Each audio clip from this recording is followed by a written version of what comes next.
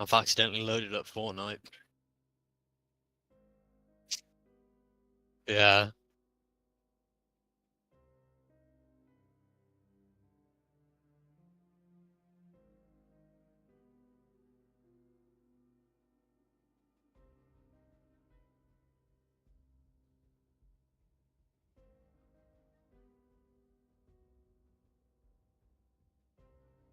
Okie dokie.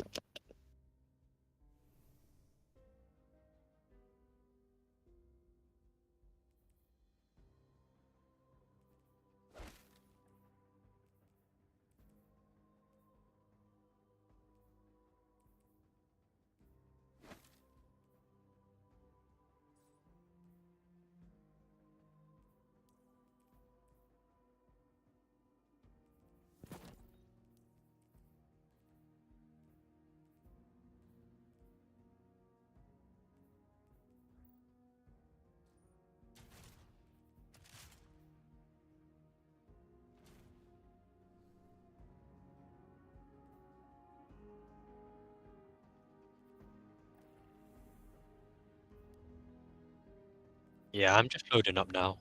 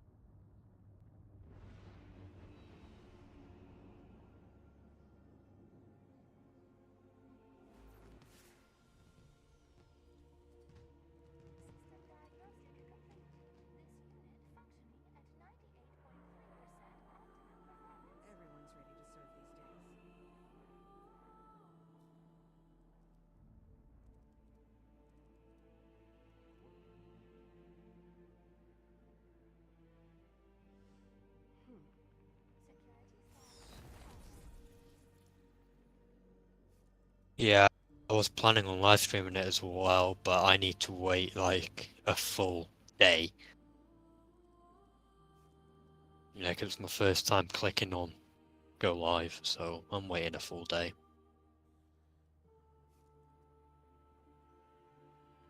Before we bugger off to trials, I'm gonna try and see if I'm still in my Twitch on the laptop.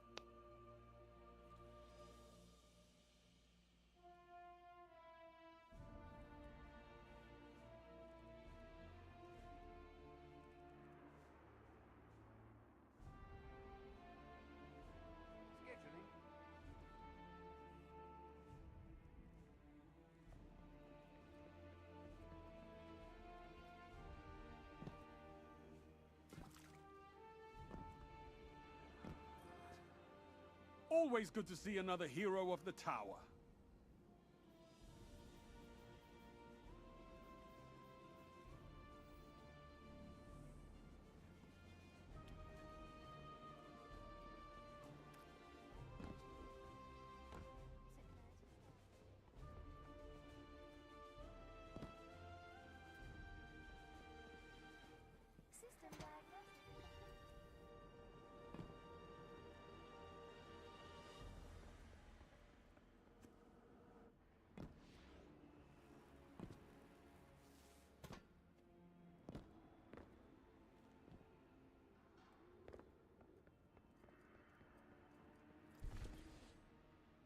Guardian, the trials of Osiris have returned.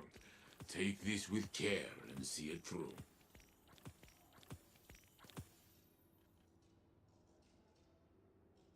Well, why aren't you letting me log in? What happened to Cain is shameful. You were right to avenge. No, it's just not letting me log in.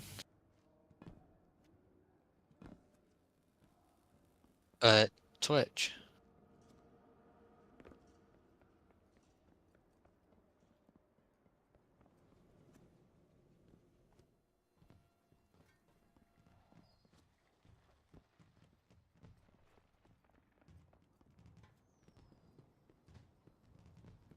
Hi, Vladimir. Hi.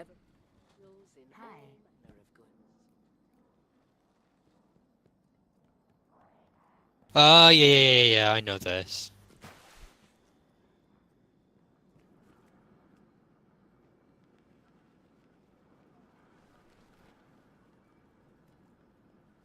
Okay. Do we have everything we need?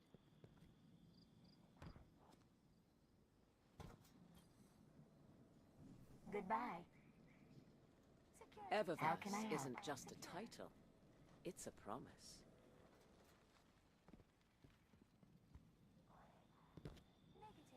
Yep.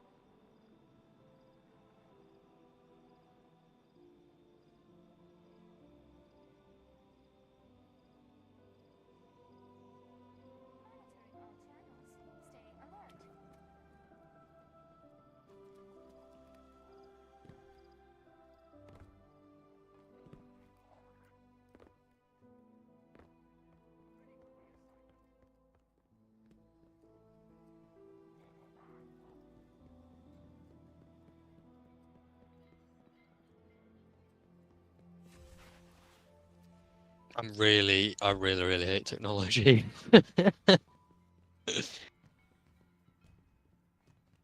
No, I'm getting on now, but it's like, oh, you've put in your password in too many wrongs. Click here to change it. I changed it and said, password can't be the same as your old password.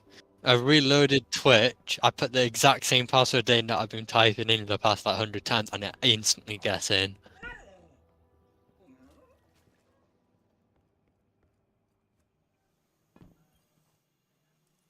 Welcome back. I'm a game developer and tech student at college. Game technology is bound to be my biggest adversary.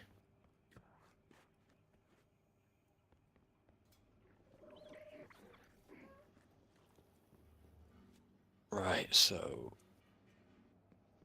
Bungie, let's get that up ready.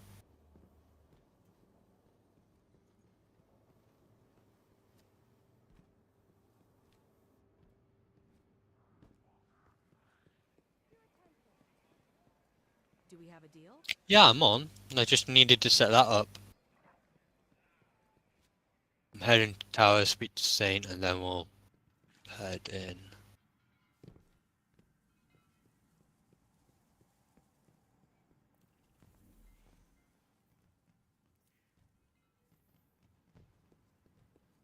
No, I'm online, mate. I've just looked.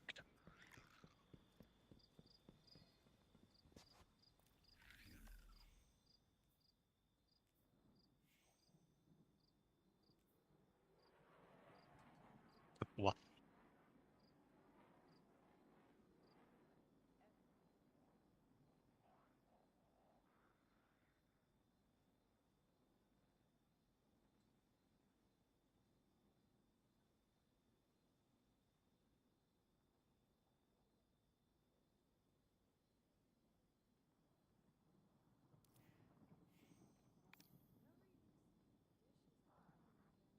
He's gone off on his own.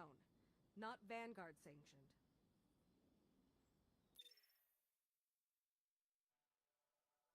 Oh, so do I, mate.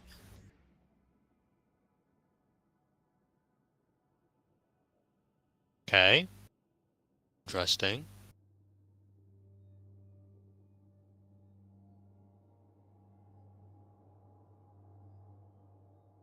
Alright, alright.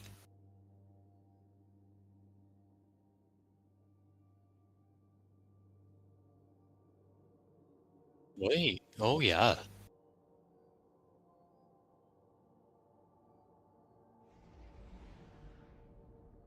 Yeah, too right. If any money would get me over to, like, do the stuff I love.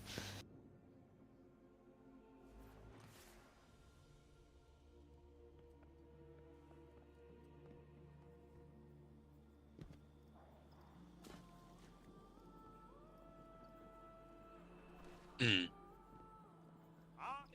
Like, go on, henchman. Go on, my little.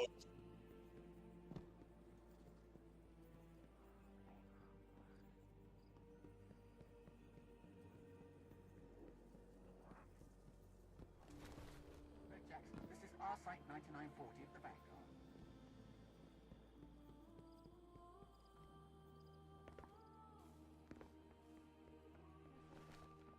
You think Sabala should do? Hmm.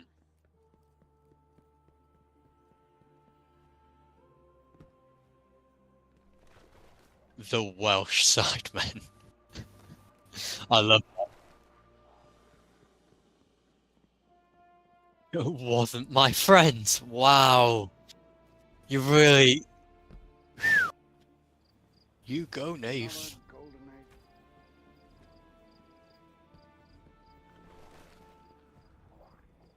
Uh.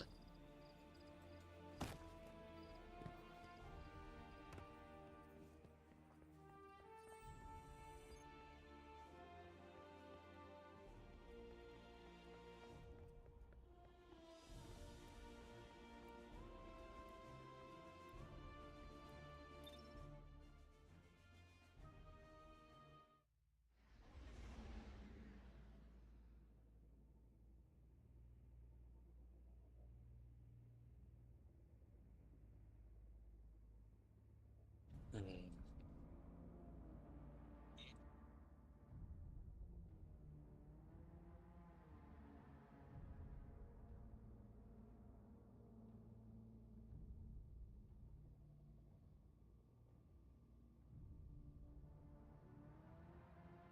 I. You're not the only one. I despise listening to my own voice. It's.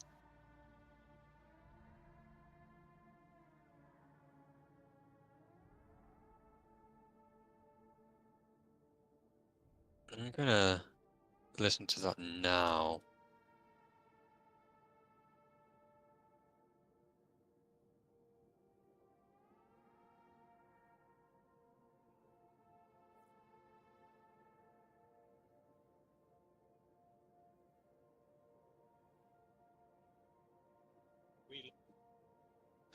Oh, like as soon as the intro's done for the music, you see gameplay straight away. Yeah, I do. I've done. Yeah, I've done that. In all of the Call of Duty videos, you have a piece. Ah, good. Yeah, you have the intro animation, then you have a Trials of middle Osiris. part of the video of gameplay, and then the rest is all of the gameplay. That's how I've put it up. I will think of doing it with my Resident Evil one, but it's like I go too quick. Go on.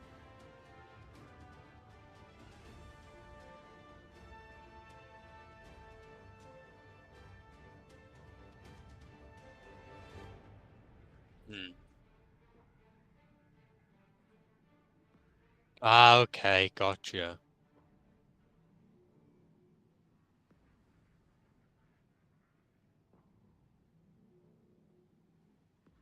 Bring your light to bear, Guardian.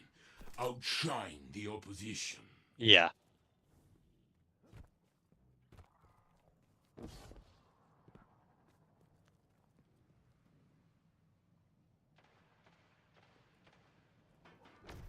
Guardian Stand down. alone. Do Oh not my give up. god.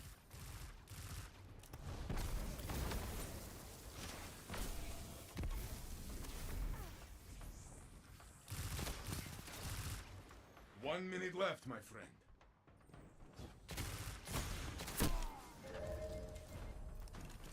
Your team has fallen, but you can stand back up.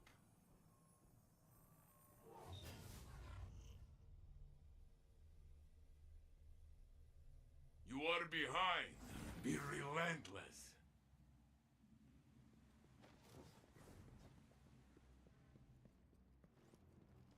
Yeah, I can understand that. Yeah.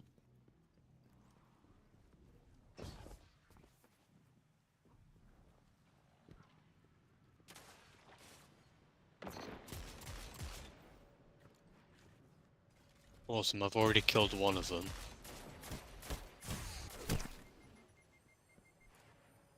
One minute left, my friend.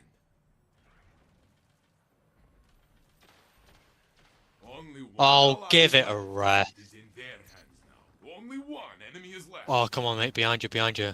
Be careful.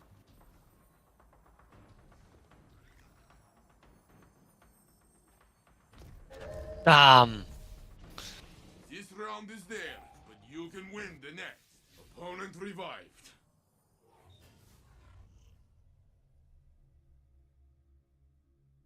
I cannot wait to see how you turn the tides, so I will not. Go do it. We're all heading around. Two of them has come with us. Yep. Alright, he's buggering off. Ah! Only Oh, one wow, how I enemy is left. sound. That's... 1 minute left, my friend. Good. Your enemy is Excellent. down. Yeah.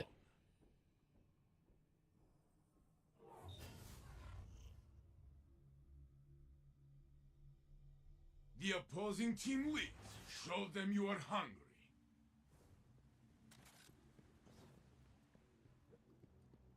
Ah, they've all gone heavy already. They're already there.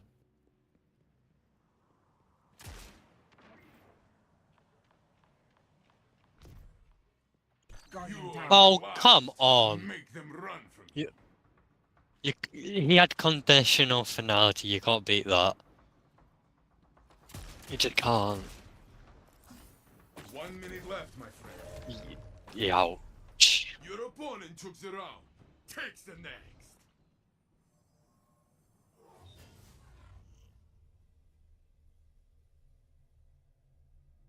I cannot wait to see how you turn the tides, so I will not. Go do it.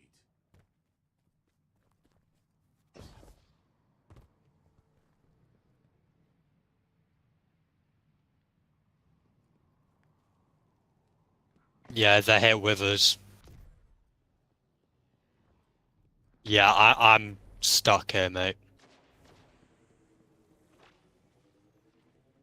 I'm right behind you now. 1 minute left, my friend.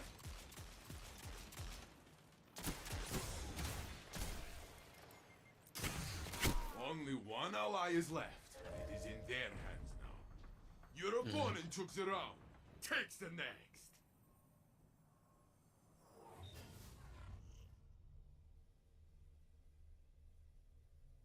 Match point. Take back the fight.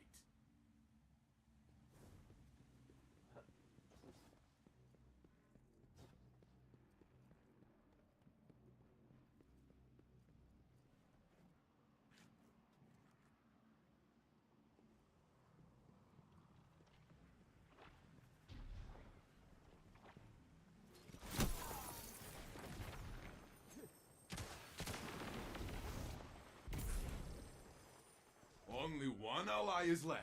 It is in their hands now. Next time, my friend. Next time.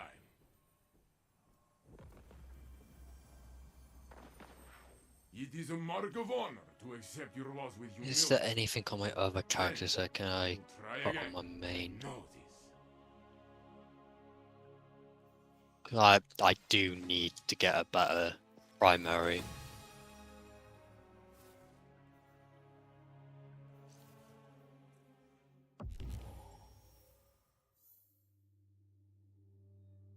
Warlock. It's only got malfeasance. Titan.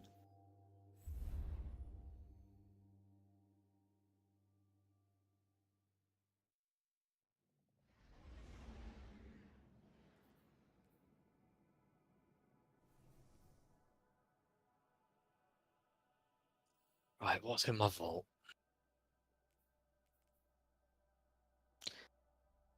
Because if anything, I might get Crimson out.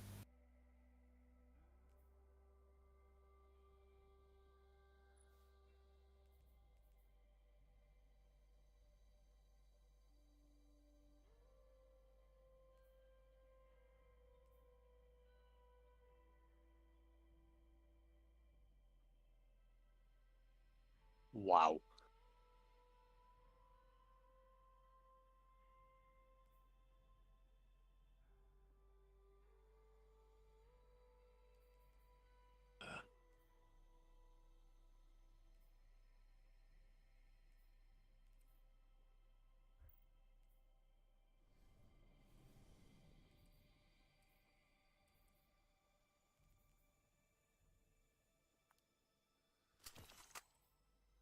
Actually, do you know what?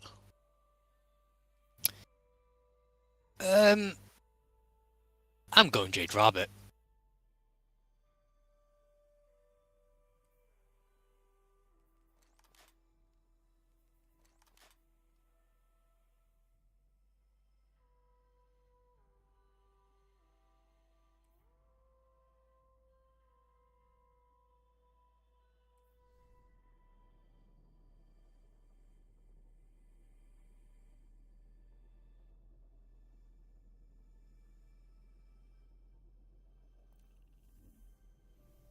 With me, I'm looking for something to upgrade mine with.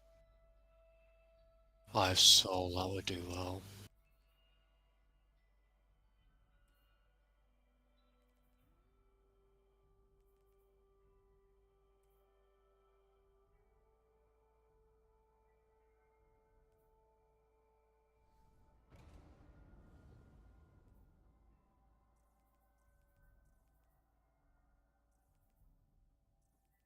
Oh, I forgot I've got the Jade Rabbit catalyst. Crucible enemies defeated. Might as well.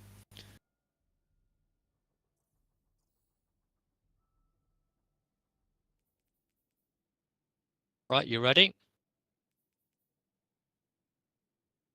Okay.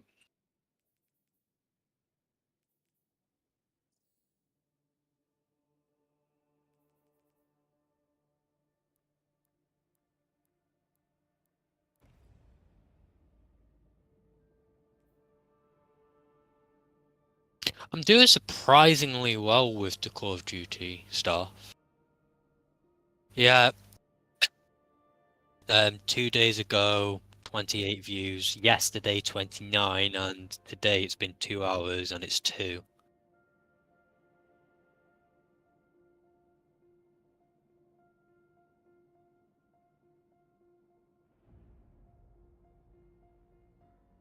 Yep.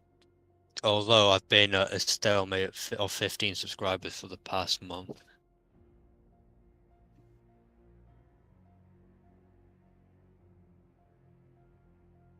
I know. Because you did the machine reviews and stuff like that and went whiskey, that reaches a lot of surprising people.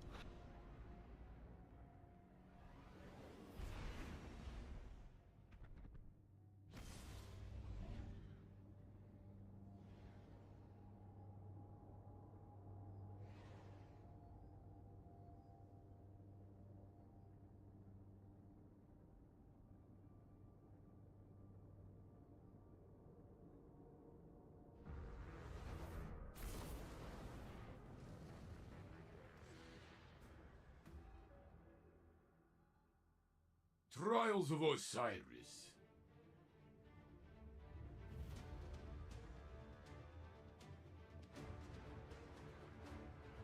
Yeah, again, like I said last night, it's a good base control Crucible map, but I don't really like it for trials. It's one, too big, and two, it's like a maze.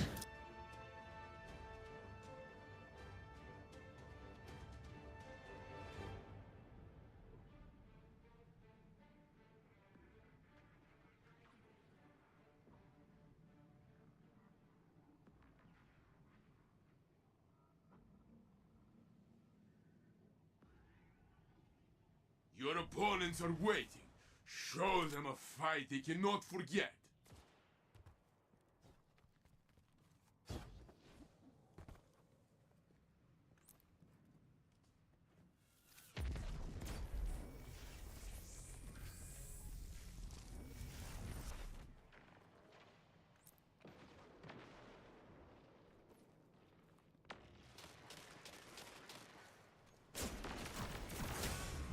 One minute left, my friend. Guardian down. They got me.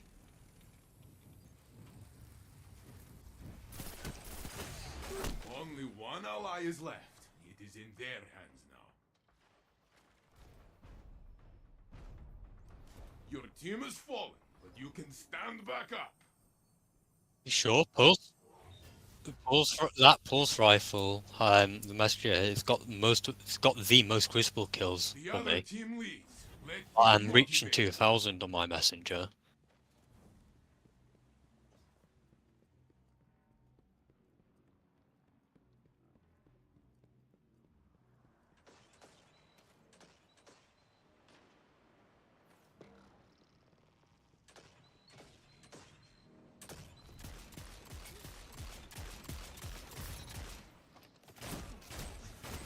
Okay, I've revived our teammate.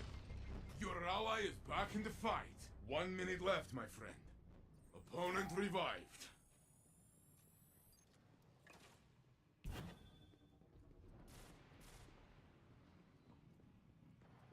Or they all are. Killed one, but they've got it. Your team has fallen, but you can stand back up. Oh, now we're getting them. Damn.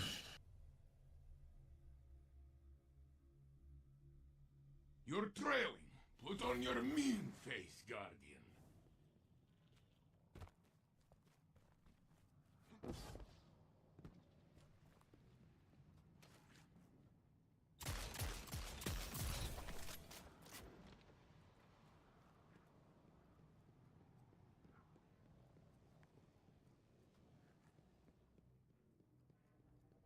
Yeah, me and our teammate have squashed them.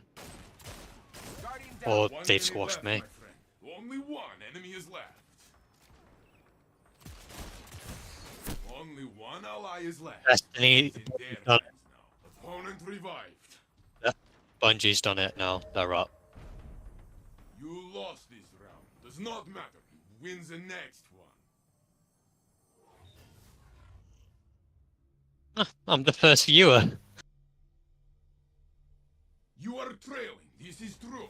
It only matters if you let it continue. Oh, now it's got. Now I'm no longer the first. Got it. I just got an achievement. Yeah, be the first viewer on a company live stream. Love it.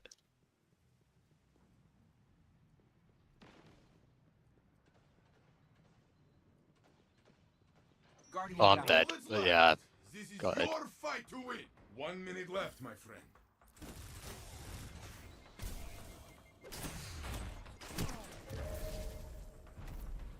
You lost this round. Does not matter. Wins the next one.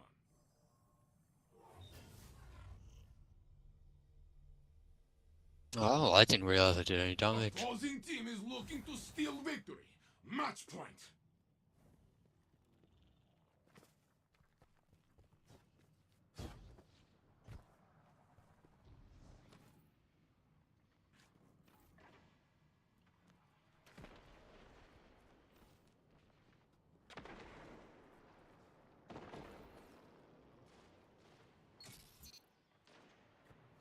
Guardian down. Oh my god. How is he? How? 1 minute left, my They did- friend. Only one ally is left. It is in their Next time, my friend. Next time.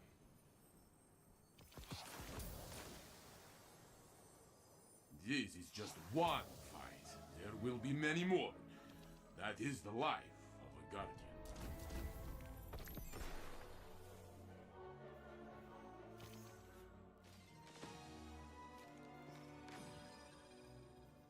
Lee, we have 15 minutes. 2 more games, I reckon.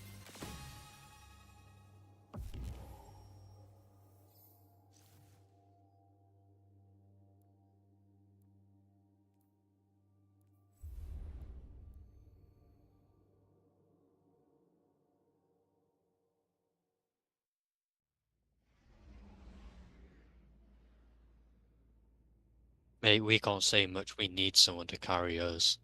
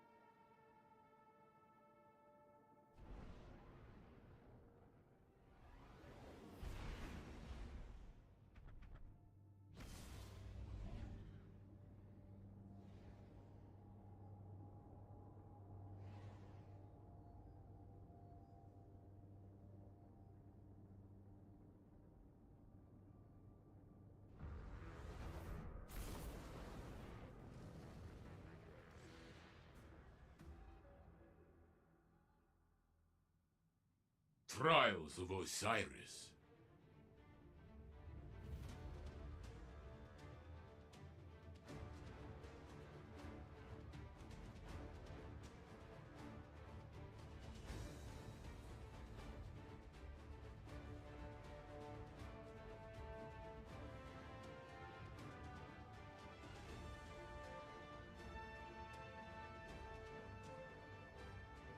We've got Titan with 2 hunters. 2 inept hunters, may I add.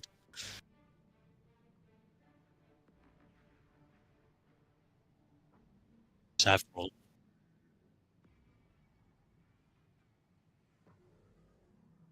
You are eager to begin, I can see it. So go then, find them. Slightly capable minds.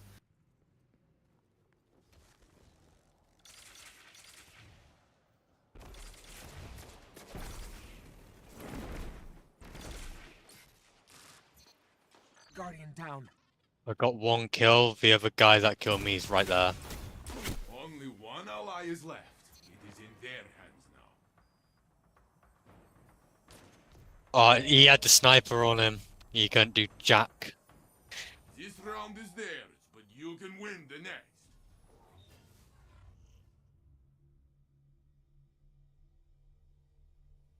The other team leads. Let this motivate you.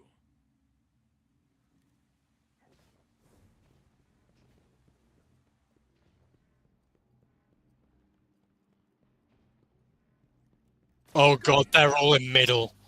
Like, all of them are in middle.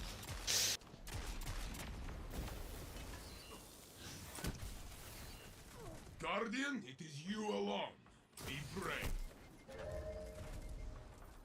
The next round will be yours. Show them.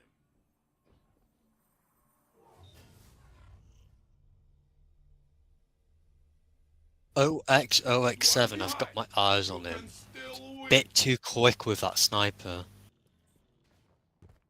I don't blare out cheating much. Like, that's a bit too quick.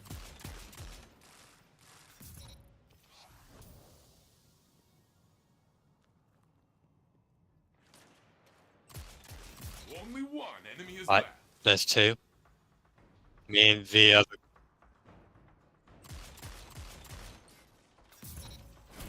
Yep. Grenades, punching, bullets everywhere. Guardian, my heart is still racing.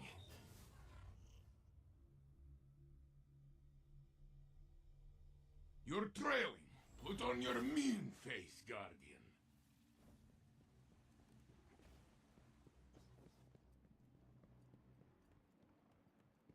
Those two are going for the heavy.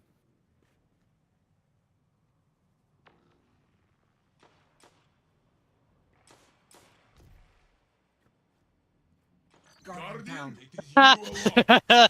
Nah, I accept that kill. I accept it. This That one was was for funny your as hell. enemy. Next time, my friend. Me and this guy were just having a standoff on the other sides of the heavy. I almost kill him. I throw my You're knife trailing. Put on your and he mean dodges it. face, Guardian.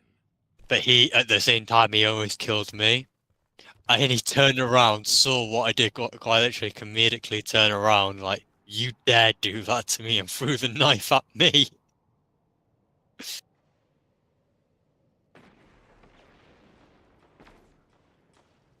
Guardian down. Yeah, me and this guy are struggling. Only one ally is left. It is in their hands. 1 minute left, my friend. The next round will be yours.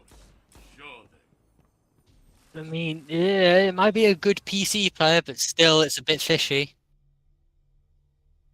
Opposing team is looking to steal victory. Match point.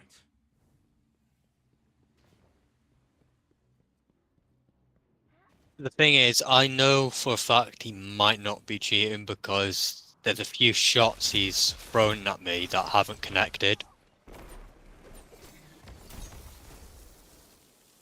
Guardian down. Only one ally He is must, left. he must be a really good player if he's 1 using minute left. my rows from friend. that far. It's mid-range he's shooting from. Next time, my friend. Next time. Right, shall we deviate our attention? The light grants second chances. We can always try again. Sound. It is our nature.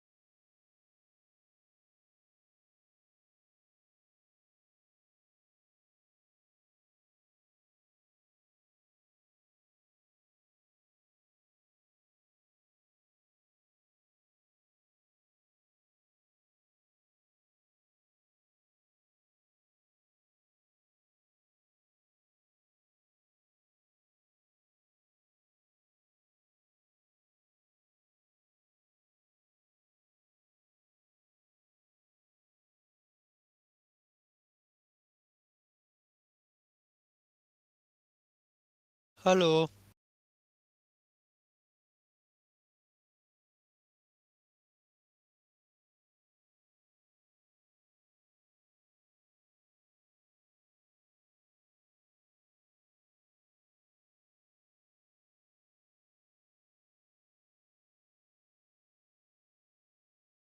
3 minutes.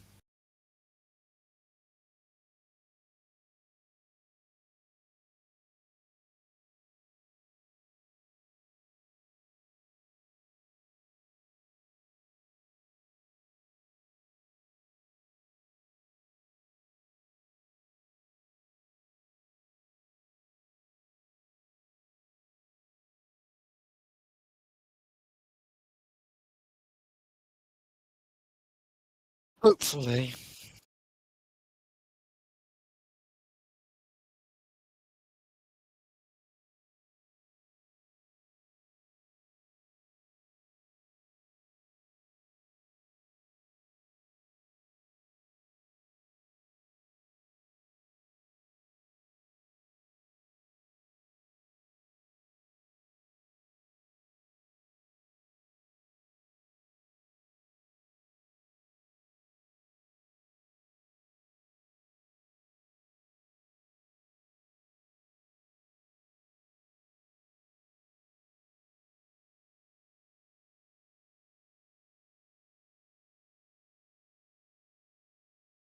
We're getting the new Joker Fala Ado on the 9th. Yep. Joaquin Phoenix and Lady Gaga.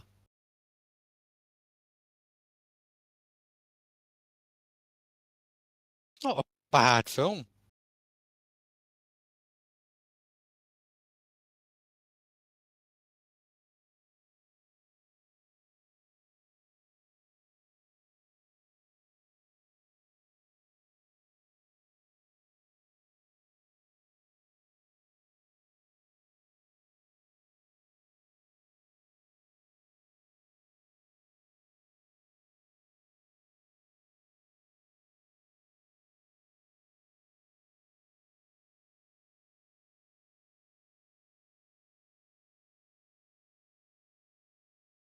I'll be the judge of that, but I can't be bothered right now.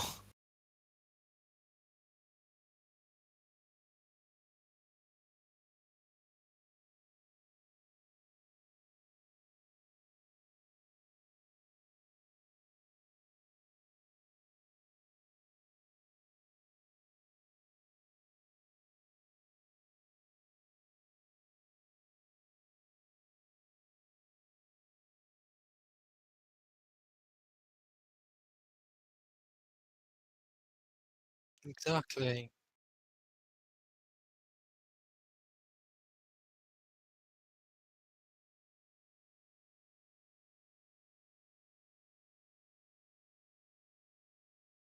There we go.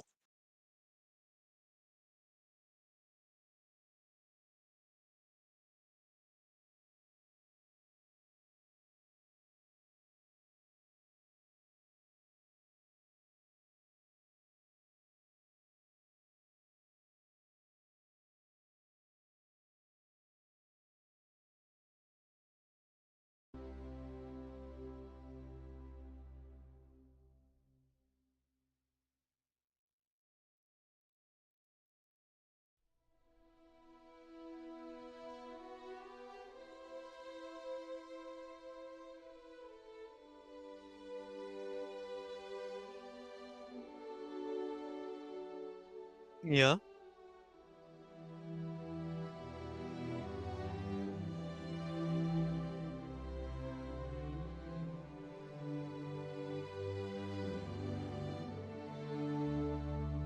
Yeah.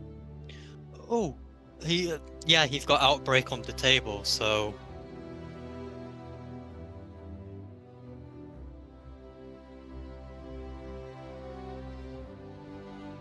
I've got it. It's playing. The stage, was it? Every 10 levels? Try refreshing your page. Some rewards associated with them, and some PvP stuff. So let's dive in. Let's talk to everybody else here. Great stuff. We also have, now sitting just next to Tom as well, we have Rob Adams, one of the art directors here at Bungie, and kind of the person to help come up with the concept of Into the Light. Rob, welcome. Thank you. Thanks for having me. Excited to be here. Yeah, no, it's good to have you. We have a lot of fun stuff. We were talking before the show about a lot of cool stuff. We'll have plenty of fun details to dive into here in just a little bit. And of course, the one and only Willie Chang, activity designer here at Bungie. How you doing, Willie? Good morning. I'm doing well. For the folks at home that may not be familiar with you, You were or your watching work, the what wrong do you do stream. here at Bungie, if you don't mind me asking? I'm an activity designer for Into the Light. I worked on the 0 Hour reprise. Excellent. Well, with that, we may as well start diving into the show at hand. We have a lot of cool stuff to start with. In addition to, like we mentioned, some awesome reprised exotic missions, including the Whisper and 0 Hour, which will both feature, craftable versions of each weapon. But let's go ahead and start at the top with the Whisper. Yes. We've had a chance to go ahead and kind of pull back the curtain and look behind the scenes a little bit. Let's go ahead and start from the very not top. gonna lie. Rob, you were there Outbreak when and it all Whisper started. crafted Why sound did dangerous. Bungie make the Whisper to begin with? Well, I think in the first few months of D2, I want to say like the first 3 to 5 months, we felt like there weren't enough secrets in the game. It felt like the game was pretty well known, you know, and kind of like discovered. And it just needed some big secret to be found by the players. And we thought that that would excite our community quite a bit. Like it would just go over really well. We hoped it would at least. Yeah. And we had all this nostalgia for the Vault of Glass and Black Spindle. I mean, one day we were just sitting in a conference room and we're like, what if we just made another Black Spindle mission, but we made it a lot bigger, Yeah. right? Yeah. Speaking of, we've got here on screen kind of some, if we can call it as such, original concept art, you'd say, for the Whisper? Yeah, it's concept art. Yeah, could you tell us a little bit about what we're looking at here? Well, that's actually the very first whiteboard drawing when we got all excited and we ran and found a conference room and we started, you know, drawing what this could do, what we would want to build. And really, this kind of shows some of the magic formula. You know, like we had a contract, really, that we called it a contract, and this was an unspoken agreement between us as devs and the hardcore, super engaged players. Yeah. And it really was, if you can pass a test where your mind is going to be tested, your fighting, right? Yeah. Is going to be tested, and you're going to be able to pass these tests, right? Yeah. Your movement, your mind, your fighting. Yeah. If you can get past these tests, you're going to be rewarded with great power. Yeah. And that was the contract. And so one of the other things we did, and you can see it up here in the upper left, is there's a little crack, and then the path continues. Yeah. And that, you know, that's the red herring. And so we thought, well, rather than lead players by the nose and have a bunch of narrative and make it really obvious what you're supposed to do, what if they get into this mysterious place and they don't know what to do? And when they go down the path that they think is right, it's not. Yeah. You know, and they go blazing right past the actual opening. Yeah. And so we knew or we were pretty confident that that was going to appeal to the hardcore players, because once they learned the path, they could then bring their friends in and show them, and then we would have the videos, you know, with the walkthroughs, and it would just appeal to as they let their friends go first that first time to watch them fall off the edge helplessly. Exactly. Also, too, is, you know, to kind of focus a little bit more on the art direction as well. I think, to put it lightly, the vibe in The Whisper is pretty intense. Can you tell us what it was like, kind of imagining that space and bringing it to life? Yeah, well, we wanted this like intense mystery vibe, right? The mystery of, I'm on IO and I found this place that I've never seen, I didn't know existed. Yeah. And where does it go, right? And that mystery, and also the feeling of dread. Yeah. And so, a lot of that. yeah, and it's easy to get a vibe if you listen to one type of music, for example. Right. So we were watching Stranger Things and listening to the soundtrack, and I got really into, you know, building this traversal puzzle. It has a really consistent vibe because it was just one type of music that was listened to for the whole thing. Yeah. Speaks to my Hotline Miami fan inside, honestly.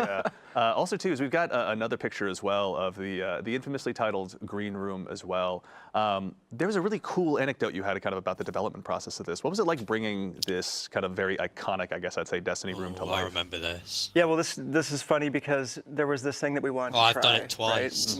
Make a room that has a trap in the center, that if you mess up, you end up going down the trap and you get punished for it. And when you get out, you end up back in the room. And it just happens again and again and again. And there's all these different ways that you try to find your way out of this room. Right. So the test was to make a tiny version of this, like 1/4 scale. And we brought it into the playtest lab. We had Cosmo and Dylan. We had a bunch of our testers and designers in there. Yeah. And I just waited, right? And I waited for someone to find the hidden shortcut, right? Like, what would happen when what's going to happen when they find that hidden shortcut? Yeah. And so the first person that found it, they just screamed and started laughing, and then everybody started finding it. And based on that reaction, we knew we had something good. And then it got scaled up into what you see here. And back to the vibe thing again. Yeah. When this got built, all I did was listen to Black Sabbath, the first 6 albums, like over and over. Yeah. So it just has that really, really consistent vibe all the way through. And that's just a trick that the whole team uses to get a theme or a vibe to be consistent. We're going to go ahead also too and start jumping the activity so we can see this this vibe up close and personal as well. But here we are. We're back in the Whisper as well.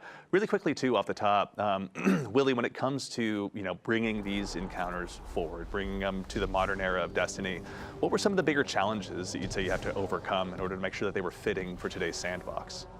Yeah, so sandbox-wise, players nowadays pack a lot more power than they did before. People can clear entire rooms of ads from these activities back when they were in their original state. Yeah.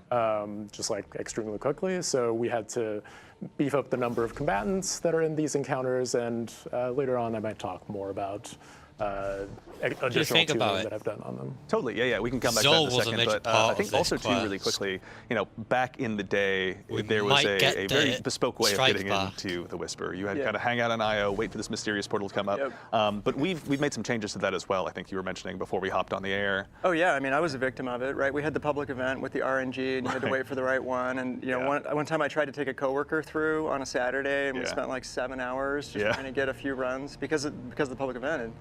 And that we just had to change that, right? And the team was excited about having a new, benefactor, a new character that you go and talk to. So you'll be talking to Eris Morn. Eris Morn is going to tell you some really cool stuff. I don't want to give it away. Smart, yeah. But you're not going to have to deal with the frustrating trigger to get in anymore. Excellent. No, that's always good to hear. Giving a chance, especially if people are going to come back in here multiple times as they kind of build up their craftable exotics. Obviously, a pretty key component. Also, too, is I think it's worth mentioning that this has undergone more changes than just the combat landscape. For the veteran players who are coming in here, folks like myself that have maybe kind of had a lot of this committed to memory, how have you gone ahead and made sure that it's fresh for those veteran guardians out there? Yeah, well, the goal was, how is this going to be exactly what you just said, right? Like if I've played this 10, 15, 20 times, I've guided people through. Maybe I've made a video about how to get through here. How's it going to speak to me, right? Like, what's going to be cool for me to go in and do it again? And that was the goal that the team had. And when we knew we were going to do this, I made my own list, right? Like, I was like, we're going to change this, we're going to move that, and I was really excited about it. So Tom was in this meeting. So I show up, and there's like 15, 20 people, and they presented this whole plan. And I had my list all ready to go, and I was going to wait. I was going to listen to all the proposal and everything, and then start giving ideas and stuff. And when they finally finished presenting this plan for how to update this thing, I just deleted my list because it was like, it was way bigger and way cooler than anything that I'd come up with. Yeah. It was just so neat to see like a fresh take on it. So if you think you know where the chests are, if you think you know where all the secrets are, if you think you know where all the surprises are, you don't, because they're different. All those old guides and all the old walkthroughs, they're going to have to be remade. Even though I'll just give one away. When you first get in, there's that first secret chest room on the right. The anomaly has taken care of that. It's not there anymore. Anomaly has taken care of it. There's more surprises. To the Steam guide writers, to the game facts writers, to the folks making their YouTube videos, a revision 2 is going to be in order sometime soon. Oh yeah. By the sounds of it. Yeah. That's really exciting. Also, too, are there any other changes that you guys are particularly excited about when it comes to the Whisper? We're going to move on to 0 Hour here in a little bit, but before we conclude our journey here, Willie, actually on your side, are there any changes in particular that you're excited about with this updated version? I'm excited about the way that the boss fight has changed for this activity. Interesting. All right. Well, we'll leave that to folks to go ahead and discover on their own when it comes to the launch day of the Whisper. But yes, this is a first look for the folks out there who are looking to go ahead and make sure that they're ready on day one to go ahead and add another craftable exotic into their collection. Obviously, the Whisper is going to be there for you, but we don't want to spoil all of it. You'll have it in your hands soon enough. And also, some folks out there have already had a chance to play it, so we don't want to go ahead and uncover too many of the mysteries. Up next, we've also got, obviously, another iconic one, 0 Hour. Let's start from the top. Can you explain, Rob, the concept behind Trevor? You've obvioususly got an homage to him on your... I have my shirt. Yeah. Yeah, absolutely. Can you tell us a little bit about what this original concept was? So Trevor was really inspired by this. There's this Japanese game show called Takeshi's Castle, and it's been around a while.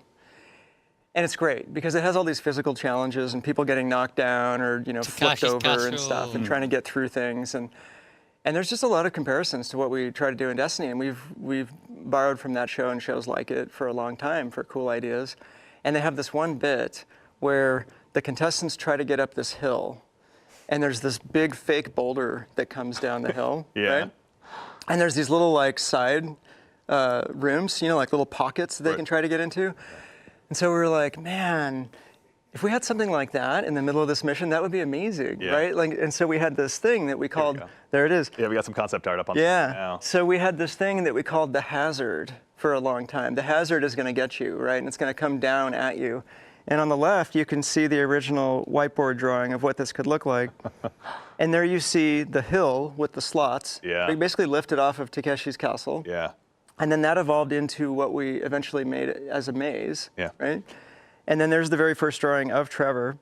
And on the right, you can see a concept art by one of our artists named Fan Gao. And when I looked at it, it had a bit of a vacuum cleaner look. It didn't quite nail the fear, which we might talk about in a second here.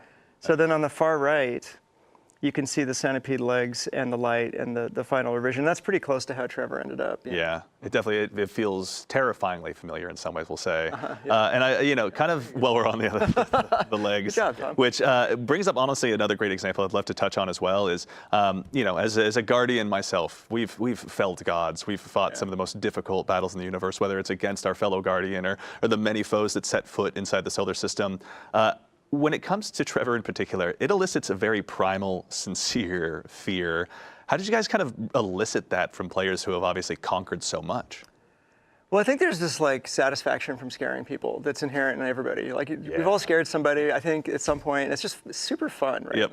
So what could we do in Destiny to actually make people feel fear? And the team was super excited about how to try to tackle that problem. Because you're right? Like Guardians can just jump away and we kill everything and we're just gods. Invisible and dodge away. Yeah, exactly. To do it, yeah.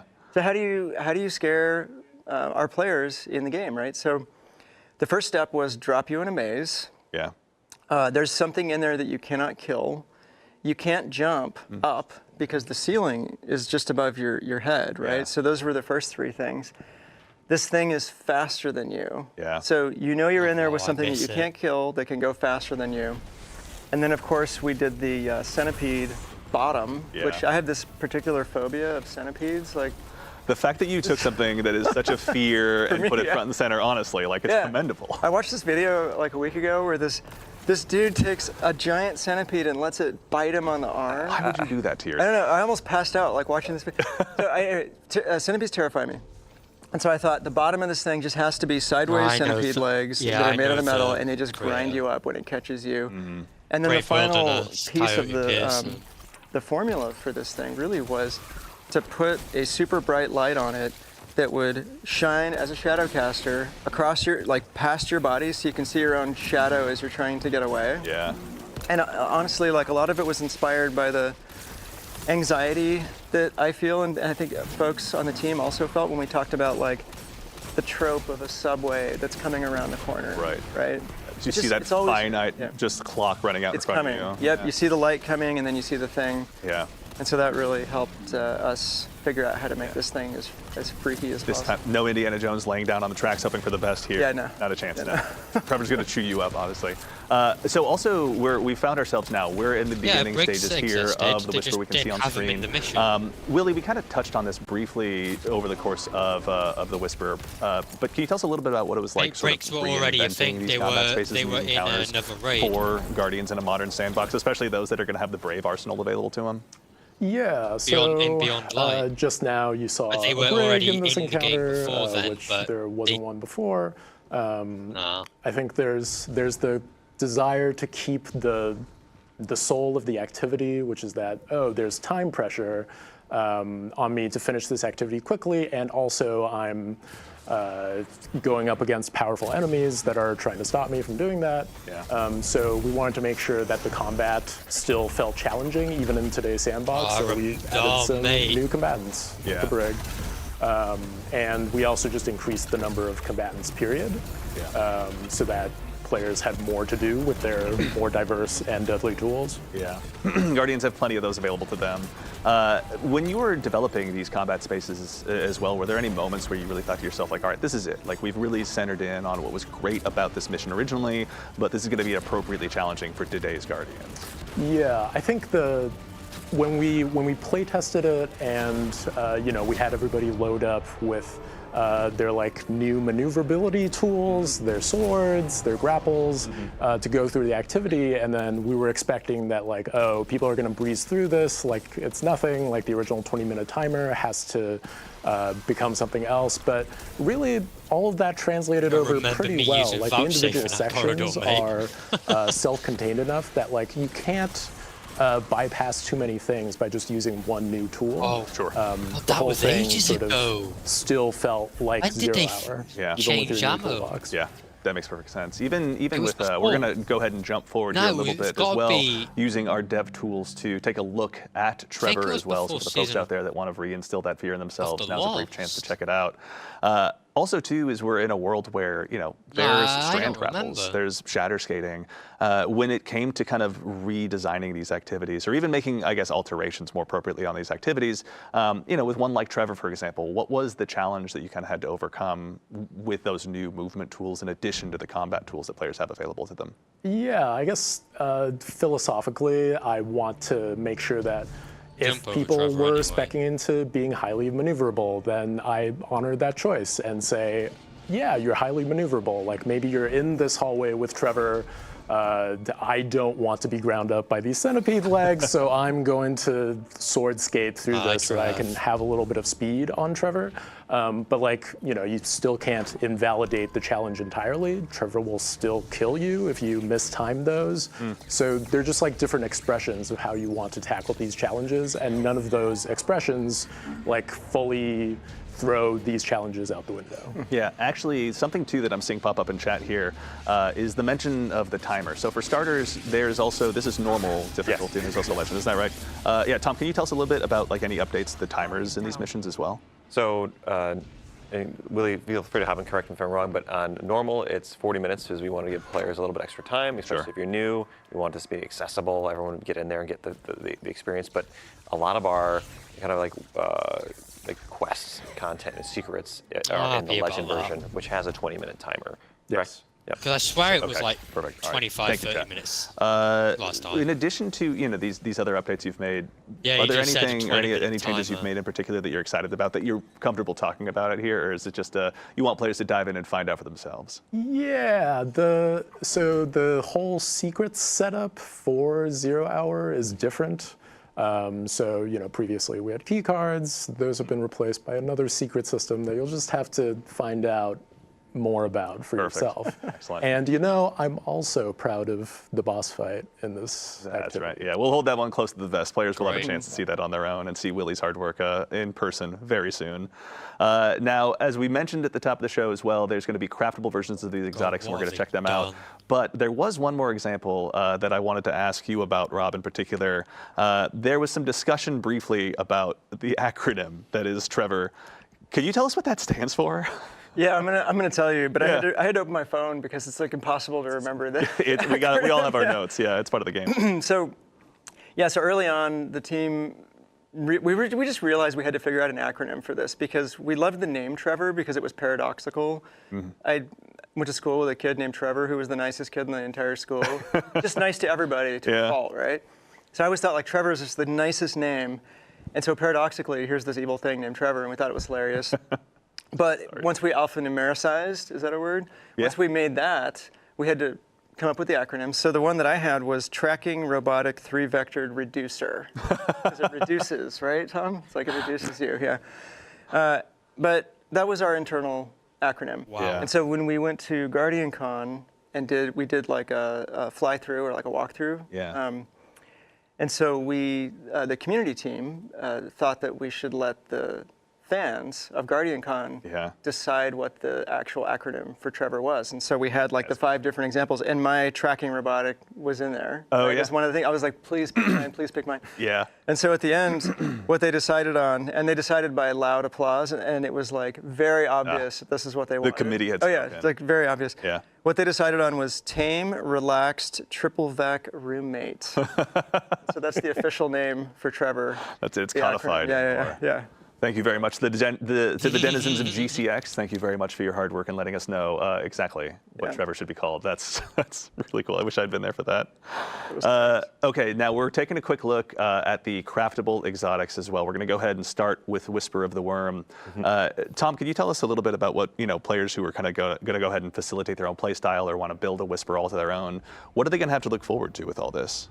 Yeah, even before we get into the crafting, like I've got my notes here from Chris Proctor, so you're the man himself. Yeah, he's sitting on my shoulder, helping me out here, and we wanted to retain the fantasy of both these weapons, of both of Whisper and of Outbreak. And Whisper, it's a hard-hitting precision weapon where you're in the backfield. Like, and if you land your crits, you're rewarded, and you can sustain a ton of damage on a boss or enemies with a large critical area. Ogres will be felled. Ogres will be felled. The servitors. Don't say the chance. Yeah. And then with Outbreak, the fantasy is all about spreading the plague of Siva nanites. Certainly. And we'll be able to get to that in a minute. But so I think we're looking at Whisper right now. Yeah. So specifically with Whisper and Outbreak, for both of them, with both these crafted weapons, they'll both have a craftable barrel, magazine, traits, and stock options. The barrel and magazine options will let you really push the stats around. So you'll be able to have a max stability Whisper if you want. Yeah. Which was really advantageous for a weapon that's about this hitting repeated critical hits. Certainly. In an area. And then specifically for the perks on Whisper, and both the perks on Whisper and Outbreak are things that by engaging in our secrets week over week, and both of these exotic missions, you'll be able to unlock them. And for Whisper, it starts off with Mulligan, which is the classic perk where if you miss your shots, they get refunded. But if you upgrade it, you can get Field Prep, which will give you more shots, which equals more damage. Yeah. And then there's No Distractions, which will allow you to keep under fire, hold your aim on your target better. And there's also Enlightened Action, which is for more forgiving reloads. So there's, I think, a lot of options for players of different play styles and different skill levels there. Yeah. And then just the kind of the cherry on top there with Whisper is that it's getting a reserves bump. So it's going to go from 18 in reserve to 24 in reserve. So you're going to have a ton of ammo to just make it a sustained damage monster, which is super exciting. So ultra precise players like myself who never miss a shot will have even more. Why are you guys laughing? Why is that funny? No, that's really exciting. We have Whisper the Worm in addition to Outbreak Perfected now joining the pool of craftable exotic weapons. Let's take a quick look at Outbreak as well while we're here hanging out in the Enclave. Tom, kind of, second verse, same as the first, same question. Can you tell us a little bit about some of the perks and updates that players will have available to them with their options to craft Outbreak Perfected? Yep, and so in addition to barrels and mags, it has I kind of think Impact's its classic Outlaw perk is back. So you get your fast reloads on final blows, which works really well with Outbreak. It's all about also landing precision hits to either spawn nanites or to kill enemies and spawn nanites and spread that Siva energy around. Spread the plague. Spread the plague. And then the second one, though, that we're added here is Rapid Hit, which plays right into that. So you land your precision shots, you get more stability, you get faster reloads. Then another new one is Rewind Rounds. It's hard for me to say. Fast, Try it out. Yeah. Which refills your reserves from to minimize your reload. So if you're hitting shots, you're just going to keep getting more ammo, which is really kind of interesting. Perpetual motion machine? No, perpetual death machine. So it's do you want the reloads, or you just want to keep shooting? I like that. And then there's also a Head Seeker, which I think maybe for PvP or for certain play styles where you're less focused on your critical shots. That's something to think about as well. Right. In terms of catalysts, if you already have them, you're golden. You can craft those. If you don't, play the Legend version of Whisper and 0 Hour, and you'll have a chance to get them. Very cool. So that's still in there. And then, as I mentioned, for unlocking these new intrinsic perks that you can slot in, there'll be like a 3-week mini quest line that rolls into the secrets for each of these. And Whisper is coming at launch with Into the Light. Exciting. And 0 Hour is coming in May. Perfect. Okay. So it'll be a chance to go ahead and sink your teeth into 0 Hour for a while before you go ahead and change your attention and start unlocking another one of the storied exotics of old. Yeah. Also, it's worth mentioning that there are more than just the craftable weapons available as rewards in these missions. There's some tried and true ships. Now, we were talking a little bit about this earlier, but as someone who still to this day wears 1,000 wings. You and me? Yeah, like we know the feeling of getting that ship and finally having that I was there moment. The ships are making a return as well, isn't that correct? Yeah. Okay, so for both Whisper and for 0 Hour, they're coming back. Is it the exact same ship, or are there going to be changes on them? No, these are actually new assets, right? They're new ships, so they won't be the same. They won't sit in the same spot in your inventory, and they are updated to look really cool and new. And I think they're exciting, especially we took the old scrap drifter ship that was, I think. Not really loved particularly by the community because it was literally scrapped together from spare parts to get built, and so we did a really nice pass on that. So it's inspired by the look of Outbreak Perfected, and I think it looks great. I think the community is going to love it. Yeah. And then we have the Whisper ship, 1,000 Wings. It's got a new design, so you'll still have your old 1,000 Wings. Outbreak ship. If you have that equipped, players are going to know that you're OG and that you got it back in the day. Oh, yeah. And the new one is going to look like the new one, so there won't be any mistaking the old one for the new one. Very cool. Excellent. So for the players who want to go ahead and continue to build up their collections, there's a chance to go ahead and dive back in. Maybe they weren't there originally, but they want to go ahead and join the 1,000 Wings Club to a degree. Exactly. Excellent. So there'll be a chance to go ahead and unlock those as well. Excellent. Well, I think we are actually about at the point of the show we're going to go ahead and get ready to rotate over to the PvP map pack. But for starters, let's go ahead and make sure we thank our incredible team of playtesters here, going ahead and showing off the missions for us. Ashley, Peyton, and Michael, thank you all so much. Very much. There we go. We're getting some waves from the backstage. Thank you all so much for the time. And of course, Willie, I think this is unfortunately the time now we bid you adieu to go ahead and transition into the PvP Thanks map. for having me. See you soon. Awesome. Willie, thank you so much.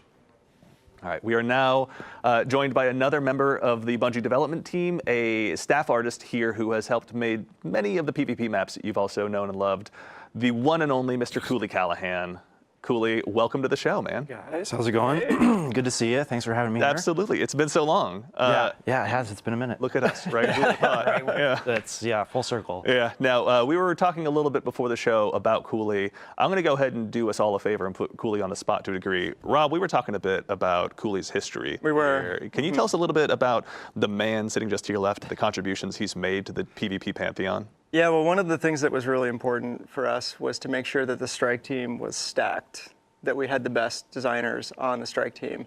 And so Cooley is certainly one of those. He's a 6-year veteran of the PvP team who shipped over 11 maps. Yeah. A lot of them are fan favorites, and I'm not going to steal any more of Cooley's thunder. I'll just let him talk about some of that. Yeah, it's not everyone's a banger. I mean, there's definitely some maps that people would want some words with me, but I We'll think, save that for later. But what are some of the bangers? Come find me. It's I think Burning Shrine, Burnout. It's such a classic map. It's a Trials favorite.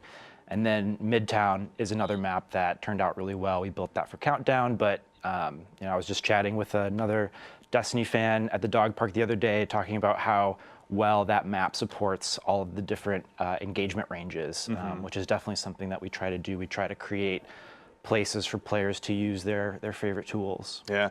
Now with the maps, we're going to be looking at 3 of them today with kind of a primary focus on, you were mentioning earlier, I think it was the 3v3 kind of competitive side of things was sort of the focus for these maps? Absolutely. Yeah, I think early on, a lot of the direction that we got was we wanted to bolster that competitive gameplay experience with new maps, tweaks to the modifiers of some of the modes. And so we, in our play testing, really focused on the competitive playlist and really centered and put those experiences at the forefront.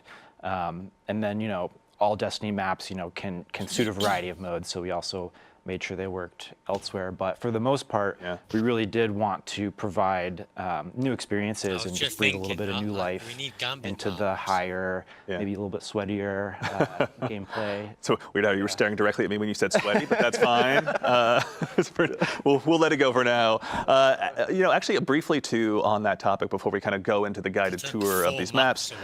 You know, having had so much time to sort of be a part of building the tapestry that so much of our PvP happens on, what were some of the key lessons that you've kind of taken away from having built those maps and seen them go through everything from trials to quick play and you know, bringing forward those lessons into these maps?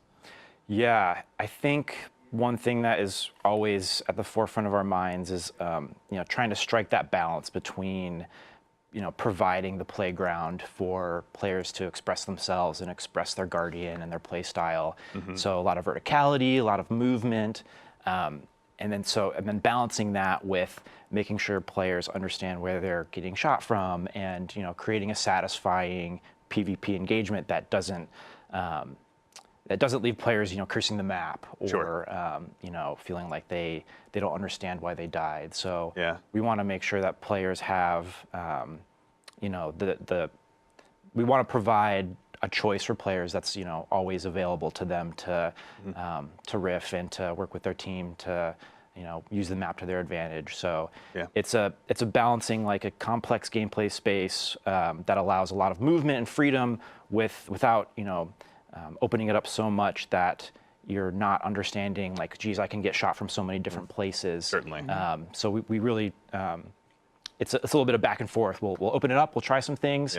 Especially this time around, we tried some stuff and got into the weeds a little bit. But I think that's all part of the discovery process of finding the gameplay that we want to create. And so we go a little further, maybe too far in the openness and Swiss cheese, and then we bring it back and make it a little bit more focused and really dial in the engagements that we want. That's awesome. I mean, speaking of getting in the weeds, there's no time like the present. Shall we go ahead and dive on in? Absolutely. Excellent. Cool. Diving on in. All right, we got the first of 3 maps to go ahead and show off. This is the we have one on Europa, one on Neomuna, and then one on one of the pyramid ships in Essence, I believe is the name of the location. So this is the first one. This is here on Europa. Cooley, can you tell us a little bit about what we're seeing here today, or where we are? Yes. So this map is called Eventide Labs, and this is a long-forgotten human colony research outpost on Europa. It just so happens that Aramis has chosen this location as a refueling station for her catch. So here you'll see, you know, perched just above the horizon is her catch in the skybox with, you know, it's getting hooked up, and we have a servitor over here that's hooked up to the catch to provide that ether that the Elixni need. And so we really wanted to situate the maps in the universe and you know, draw on that deep Destiny lore. But yeah, we definitely have a presence of Fallen here, set amongst the abandoned human ice-encrusted structures of the past, which has been a really fun environment to work on. We definitely want to bring in as many new palettes as possible because, you know, there's so much great environment art content. The palettes are really cool, and we want to use those in PvP wherever we can, just to, you know, the different palettes have different character that leads to different gameplay spaces. Also, you know, when it comes to kind of finding these maps of place in the world, Rob, you know, having kind of looking at these through an artistic lens, what were some of the challenges or even kind of exciting opportunities potentially of finding, you know, new places for these maps to live in the more modern era of Destiny that we've been experiencing more recently? Well, we really wanted to make sure that when we do an update like this, you know, it's a major refresh to the map rotator, right? Like we're adding quite a bit of variety here. We wanted to make sure that we had 3 distinctly different places and places that players haven't seen a bunch of times. So fortunately, we had these available to us, and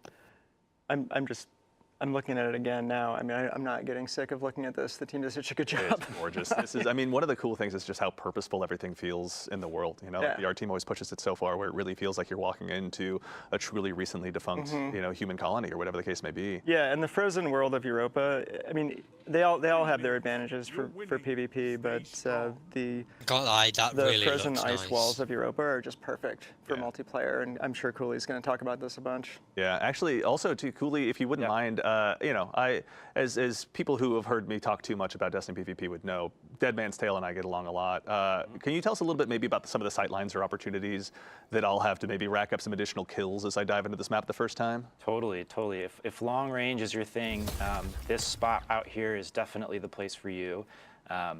There's one spawn that happens for one team over by C and then one over by A, and so in these competitive modes, if you've got an objective out here, this sight line is really important to lock down. So this is a spot where you're gonna have two teams poking and peeking each other, and then rushing over here to try to get to this zone and lock it down. And if you're rolling with that long range kit, you can hang back and sort of lock down this airspace here so that you can provide cover and maybe support your team from being harassed down on this point.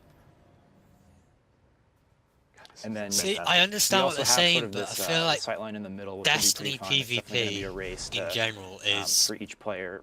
It's all mid and close range. I don't see the point in long range because you're always going to get snuck up on pretty quickly. Here to ensure that you can push into this space and kind of control the middle. But as you can see, there's lots of ways for players to come in and flank. So if you're holding this space, you'll really not want to be here for too long unless you've got the support to do it. Yeah. Make sure you throw those grenades right off of the rip, basically, when you're coming out of spawn to try and conquer that territory as best you can. Yeah, one of the things I love about these ice caves is, it provides a lot of opportunity for grenades, like trip mines, and to bounce things off of the back of the walls, and the shapes here are just really fun to play with. All right, so this is one of 3 maps. Let's go ahead and prepare to go ahead and move on to the next one here really quickly. We've got, coming up next, Neomuna as well. So finding a place, on Neomuna, obviously, that makes sense for PvP probably seems pretty natural, honestly, given just how rich and vibrant and exciting a place it is. What was it like, even starting from an artistic standpoint on this map, Rob? This was a really exciting map for the team. It's a shopping/entertainment center for the exos on Neomuna. And, so there's a lot of really fun decoration, and the spaces have a lot of character to them. There's a lot of recognizable things, human scale things that, look relatable, and we don't always get that in all of our palettes. Of course, he's got the this is also an opportunity for us to have a really clean architectural map that has a lot of crisp edges and very flat floors. So all of definitely the more competitive players and the sort of the more PvP diehards, they really take to this map, and it's an instant hit. People are just right away pleased with how readable the map is. It's one of those maps that you play a couple times and you get it. Like, you understand that it's all about this center atrium room that is really open and kind of has this big pit in the middle, and then there's this area down here which is where a lot of objectives spawn. And there's some special ammo down here, but then there's also this place over here where the heavy ammo spawns, and players will oftentimes just pop up here to do a quick check and maybe try to get a cheeky kill on somebody who's maybe running from cover to cover, but you can't hang out here for very long because you've got so many different angles at which you can get shot from. But that's kind of like that balance of what I was talking about before. Like, we want to provide that, but we want to make sure that it's not too powerful, or it's a risk reward, right? You're making a trade-off, and the players who are using the map well and who understand the map will be able to use it to their advantage. Yeah, actually, also too, to kind of focus on the readability. I remember overhearing some discussions with you designers talking about the clean zone in PvP. Can you tell us a little bit about what that is and how it kind of helped inform the design of this map? Yeah, definitely. I think the clean zone is something that a lot of developers really use to sort of create this space for the player to pop, right? To really stand out from the environment. And so for us, it's about where the player's head height is. And this map is, just one of the examples of how it can really provide for a good PvP experience to have this play of my sort of head mark on the wall where third person. you can kind of expect players to reside in. Yeah. Till they jump around and strands suspend you in the air, and you're just left there cursing the heavens for a little while. Maybe I'm speaking on my own behalf. This is looking fantastic. Yeah, this is, I will say, one of the maps that, having done a little bit of play testing myself, I still have to give you credit for perhaps one of the most diabolical heavy weapon spawns, or heavy ammo spawns, rather, I should see, in any PvP map. Like the sheer amount of risk reward that goes into just making your way safely, or so you think, out to that particular territory. Right. You know, as you guys were even building that balance in of these consumables on the map, Cooley, what was it like sort of having that process evolve or grow? Yeah. You know, typically when we start laying out a map, we just kind of start with control, because it's a good base point. It requires 3, you know, very well-defined combat pockets that have an objective in them. But then from there, we start mapping out the other objectives that might exist on a map, like the heavy ammo point. And I think we've kind of gravitated more toward having special ammo live next to some of the other objectives on the map, so you're not constantly having to make a choice of where should I go. But we kind of map those things out, and it's sort of a formula. There's definitely a sort of a order of operations, so to speak, of you start with, you know, these big strokes.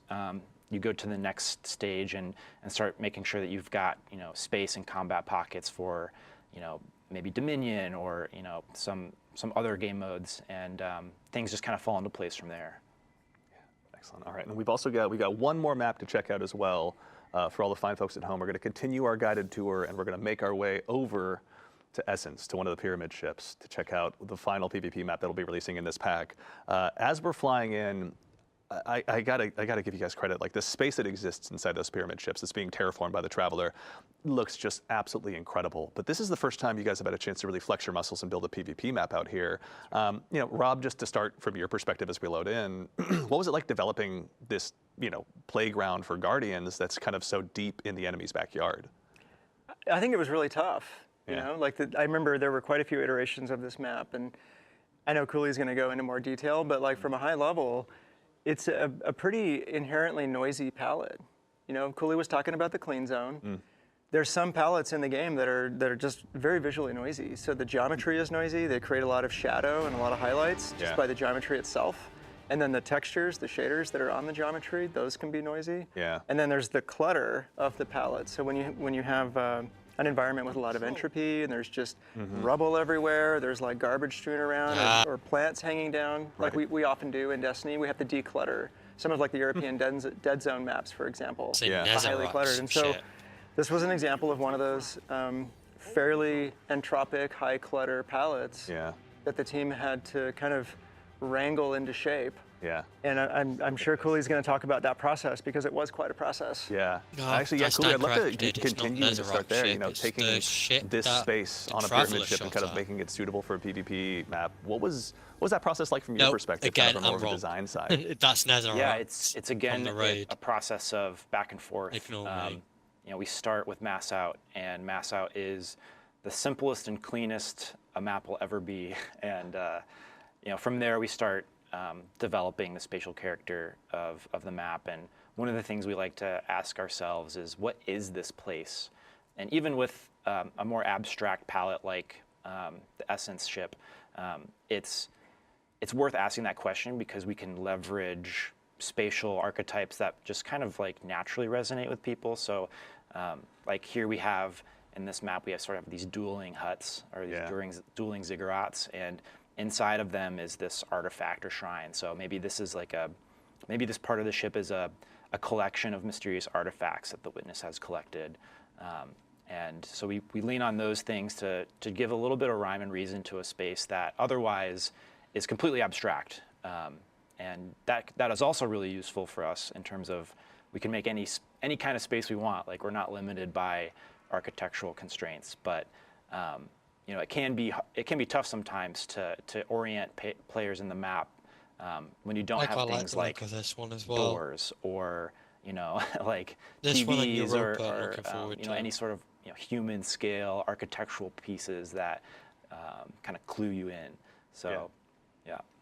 It's also too is I remember we were talking a little bit before the show, Rob, even about, you know, what it was like from a design standpoint and bringing in external testers to try these maps out for the first time. Can you tell us a little bit about that experience and kind of, as you, I think, phrased it, discovering your own blind spots? Yeah, well, we've done this before for years, really, and we did it again here, and it was, I think, really successful, because you know, it was 2 days. They ran through these maps when they were still in development. They weren't too far enough along where we couldn't make some pivots that we needed to. Yeah. And they found a lot of stuff. I mean, for this map, for example, we thought it was in a pretty good place. Yeah. And a lot of things were called out. They didn't pull any punches. They were honest and clear and constructive with the feedback. And it wasn't super easy to hear it all, but you know, when the team listened to it and we took tons of notes, and it was also about, I mean, they gave feedback on our sandbox as well. Yeah. But lots and lots of map feedback. It was incredibly useful, and you know, just another lesson in what we don't see. Yeah. You know, Yeah. and it's so valuable to do that. And these, I can't say who they were, but they're very well-known community players. Maybe some folks in chat, who knows? But yeah. But you know, we really were careful about who we brought in because we wanted people that would be very pragmatic. You know, they weren't interested in their own, you know, YouTube monetization strategy or how they particularly make content. They wanted the game to be in a great place. They wanted PvP to be in a great place for the community and for Destiny. Absolutely. Right? And they were carefully selected that way, and great communicators who could articulate the feedback. They could really speak to what they were experiencing and what we could do to fix what they were experiencing. Yeah. And I'd like, Cooley can probably say what he thinks about it too, but I was just blown away by how valuable that was, and we definitely want to keep doing that. Certainly, yeah. Cooley, can you tell us a little bit more about that experience on your side as well? Totally. I mean, it's so fun to, like, those are some of my favorite moments when we can get a bunch of you know, super fans from the community in and show them work in progress stuff, and they can actually give us real actionable feedback that we take back to our desks and talk about it, and we discuss how can we you know, sort of take their feedback and move forward. And this content is for them in a big way, right? Like we need their approval. Like we absolutely, you know, that's our mark. That's our goal, is to you know, create content that they're going to love playing and that they're excited to play and that their communities are going to get excited to play and sort of learn together and build strategies for. You know, that's the funnest part of the job. Yeah, I mean, also, you know, Cooley, on your side in general, what are you most excited for players to experience once this gets out into the world with Into the Light? Yeah, I'm excited to see these maps rotate into trials. I'm excited for players to have a totally new trials experience that, you know, is going to be a sort of an experience of discovery of these new spaces and new strategies, and for players to also, you know, the meta isn't really formed yet. I mean, like we sort of know how the map plays, but it's always a fun surprise to see in the wild just how the map ends up sorting out and what people end up doing, and you know, we're really looking forward to just watching what happens. Yeah. I mean, I count myself among the many that are excited to go ahead and dive on in, having more playgrounds to go ahead and dive on in on trials, no matter what the case is, to maybe try and go ahead and actually get some more competitive rank. Cooley, thank you so much for taking the time to walk us through these today. We really appreciate it. Anytime, my pleasure. Excellent. And all right, well, we'll go ahead and use that as a moment to conclude the quick tour as well of the PvP maps. We got a quick question from chat from Jackabox asking about, are we going to get a playlist or mode? It'll be just these new maps during Into the Light. And the answer is yes. When they launch on May 7th, we'll have a 3v3 playlist to go ahead and talk just about these items. Or rather, let you play just those maps. Rather, we're talking about them today. They're all going to be playing them very shortly.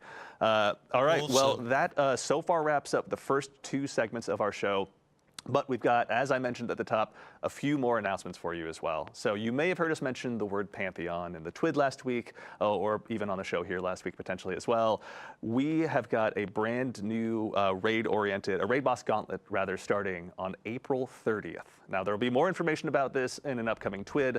You'll have more details to dig into shortly, but you will have the Pantheon coming up, where you'll have an opportunity to face grueling raid bosses in a weekly challenge with escalating difficulties and rewards.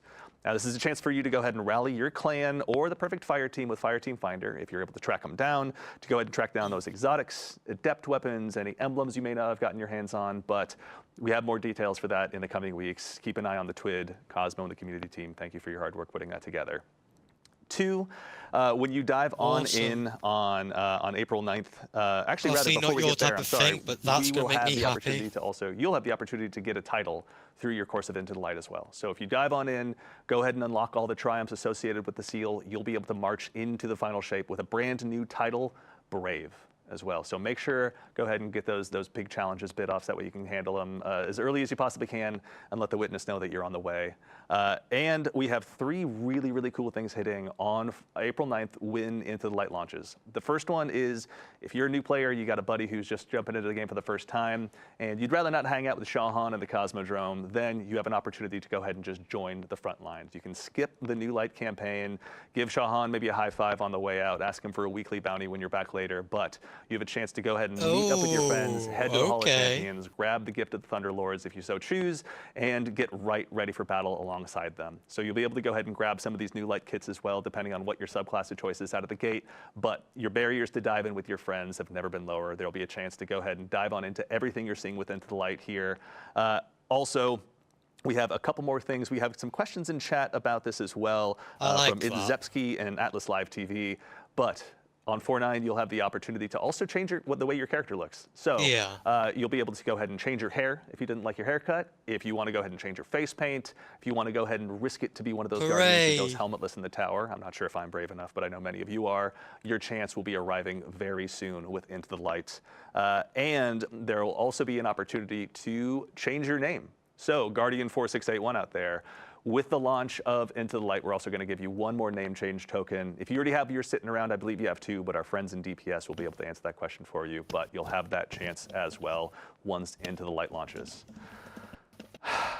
Now, there's a lot, but we also have 1 more thing for all of you.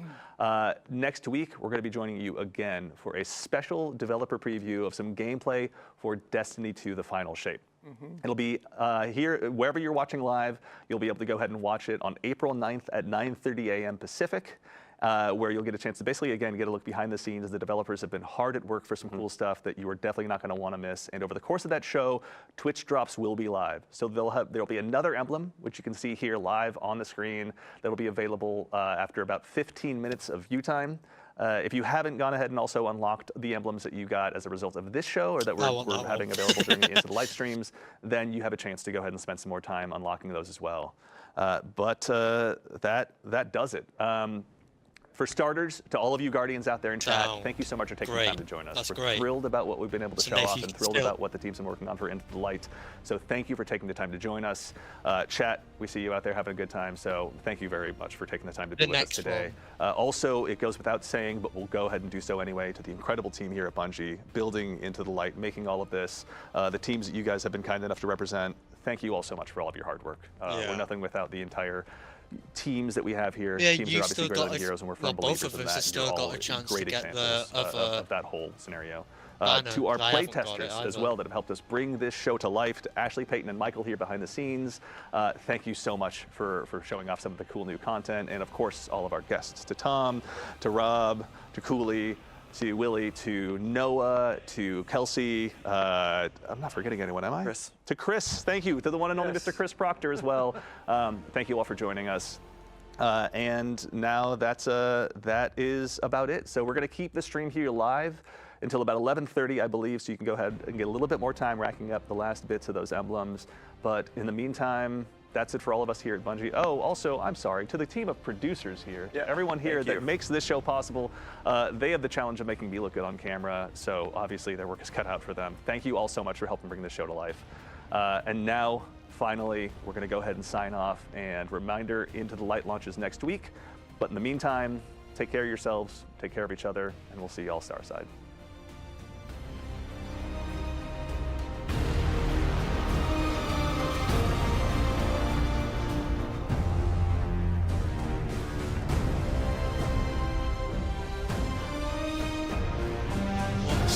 I'm gonna mute the stream.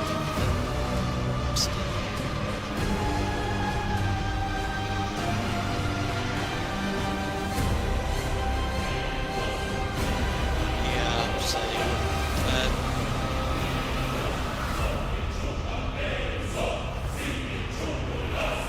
Check this.